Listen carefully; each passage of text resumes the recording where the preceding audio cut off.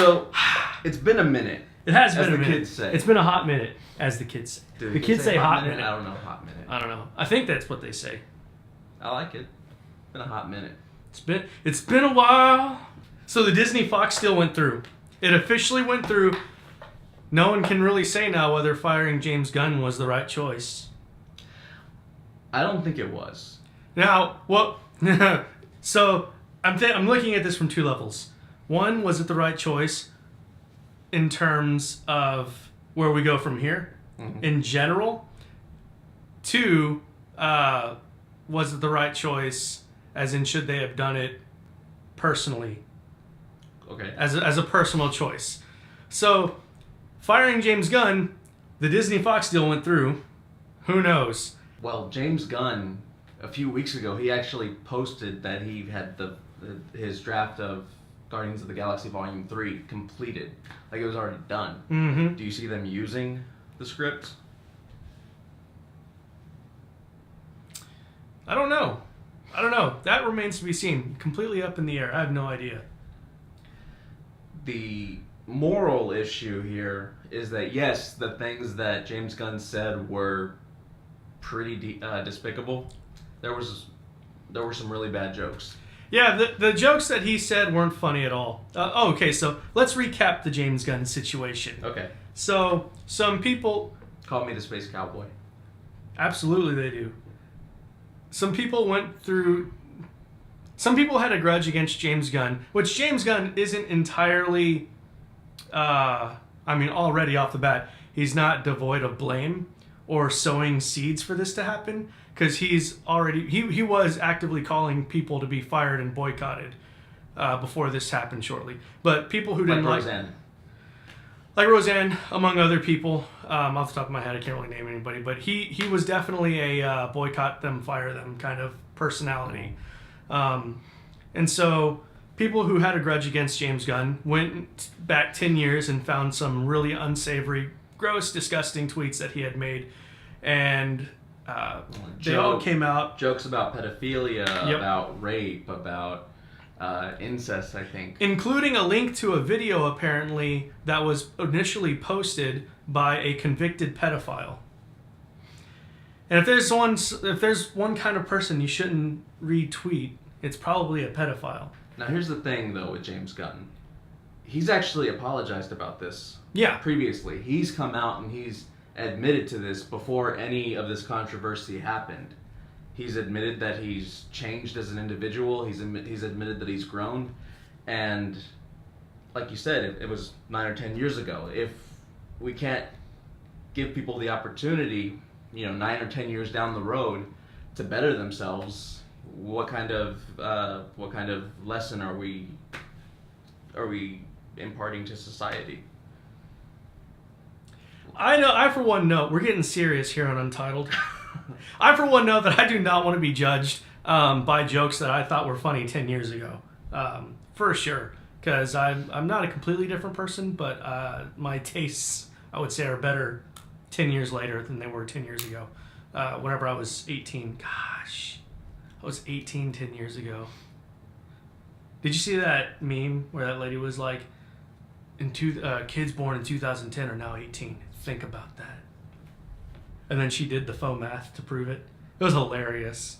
I believe you reap what you sow. If you're trying to get other people fired, which you better watch out. James Gunn was. Which James Gunn put himself in that situation by calling for people to be fired and partaking in the outrage machine. But isn't there a difference between something that happens 10 years ago and something that happens right now? I agree. There is a difference. I don't think the Roseanne and James Gunn situations are the same thing. Roseanne knows that she's insane. She's pretty self-aware about that. But I don't think these situations are the same thing. I don't think... In a vacuum, I don't think James Gunn should have lost his job. In a vacuum, Roseanne probably should have lost her job. Now, if you're still actively calling... I don't know. It's hard to say because James Gunn still hasn't said whether or not he should have been fired 10 years ago from a job for making those comments. I mean, who's to say how far distasteful is too distasteful? It would have stopped him from making Super, and Super wasn't very good. That would have been probably for the better. I enjoyed the first 45 minutes of Super. I'd say there's a turning point. There's a turning point whenever he gets a little bit too graphic. Yeah, Ellen Page. Yeah. Do you remember that scene? I remember that. That took me by the part whenever he slams the monkey wrench in that dude's forehead and he starts bleeding. I was like, this is a very different movie than I was. It was a little bit too raw. Yeah. It went from being really fun to really not fun. It was pretty depressing. It was pretty depressing, and it's weird. Like, I feel like people who are depressed, sometimes they kind of make these, and I feel this about Super. It was almost like he was just making his own philosophy to help himself feel better that didn't actually make sense to someone who's not depressed. That's absolutely true that we do that. Oh, man. So, Venom looks really cool. I saw another picture of Venom, and I'm getting excited. I'm going to have a hard time listening to Symbiote. So the movie needs to be absolutely excellent. If they do reshoots, they need to reshoot every time what are they thinking? I don't know. Well, she's the only one that says it. The dumb girl from Parks and Rec. Jenny something. She plays John Ralphio's sister. Oh, okay, I know. Yeah. John Ralphio's sister. She's the only one that says symbiote. So I'm hoping that everybody else says symbiote. Because it's pretty much canon. The pronunciation is, at this point, canon. Symbiote. It's ridiculous. It's a dumb way to say that word. Yeah, it is. It's absolutely dumb way to say it. Venom's design looks great. He's got the extended jaw whenever he opens his mouth. He's got the smile. He's definitely more... It sounds kind of stupid because they were both... It's definitely more three-dimensional than when you compare it to Topher Grace's Venom, which was very skinny, scrawny, like Spider-Man. Topher Grace's Venom was just the worst. Have you heard that people are like... What is it? Thirsty? People are thirsty for Venom? This is a thing. So apparently people have the idea of fetishizing Venom. Yes. Watch the trailer. That's absolutely disgusting. Oh my gosh. People are... Actually, well, I mean, it's still in line with kind of the mythos with, like, vampires and werewolves and pirates, billionaires, kind of sociopaths. Well, no, that is... So if you look at the female fantasy list, it's pirates, doctors, billionaires, werewolves, and vampires that are kind of the erotic mythos that is in the literature, that is most sought out in the literature. So basically, it's psychotic power is the fantasy.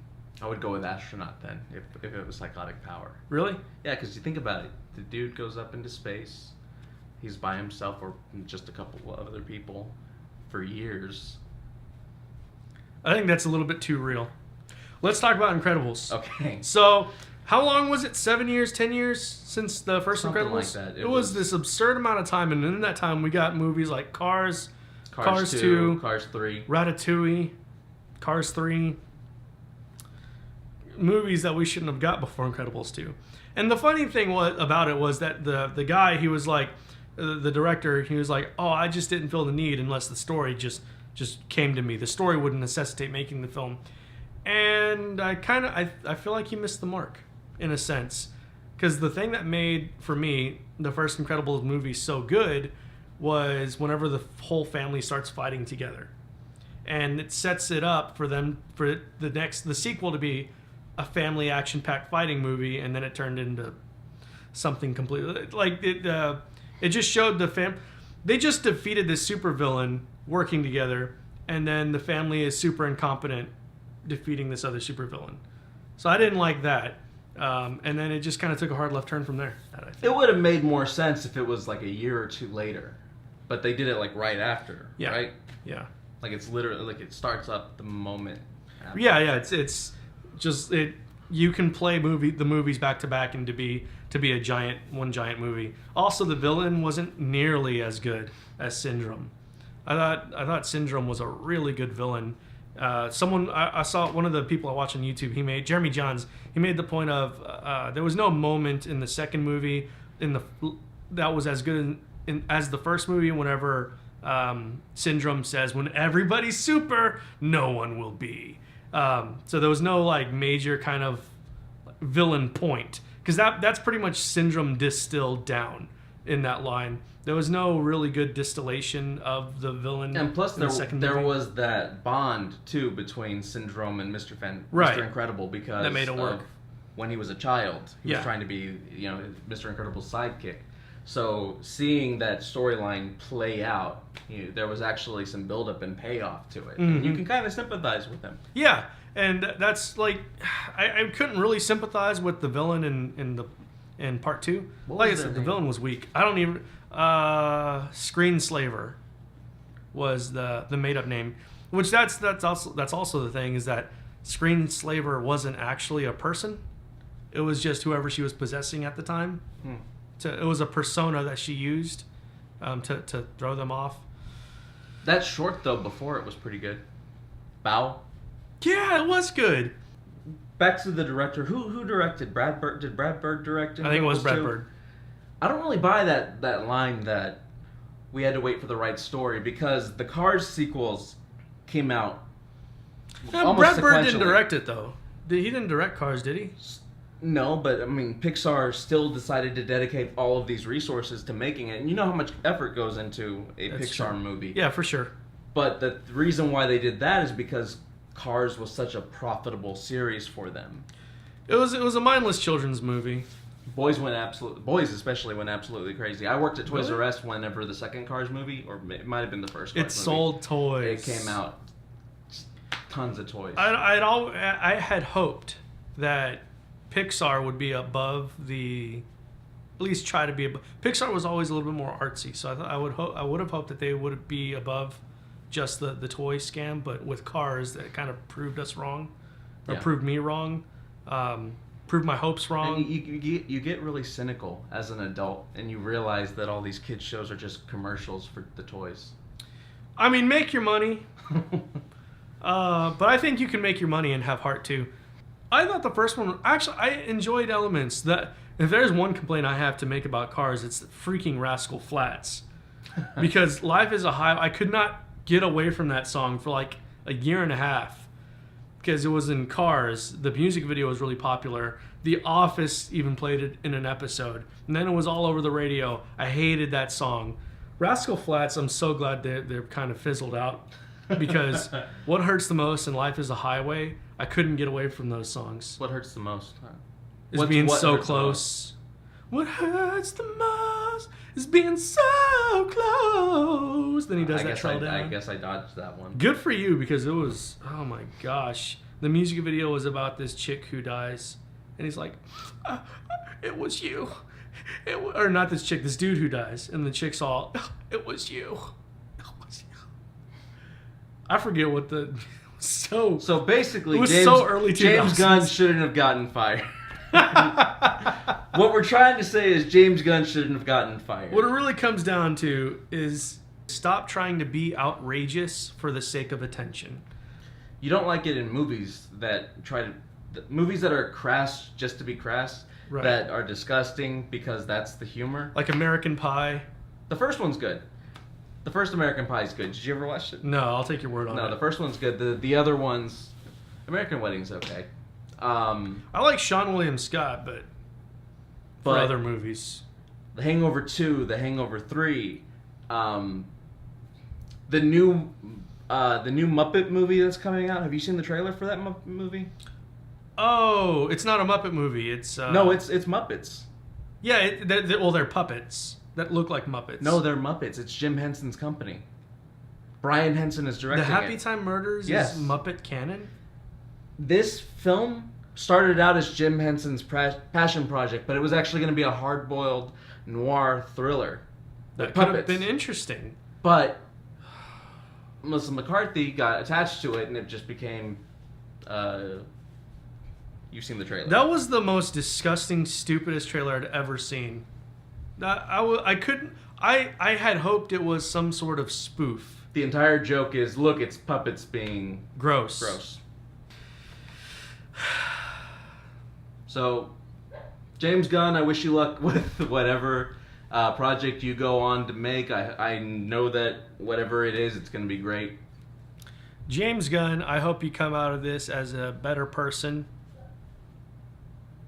So that's our episode of Untitled. I hope you enjoyed it. We're getting back into the swing of things. Yeah, this episode definitely meanders quite a bit. Hopefully we can salvage a good episode out of it.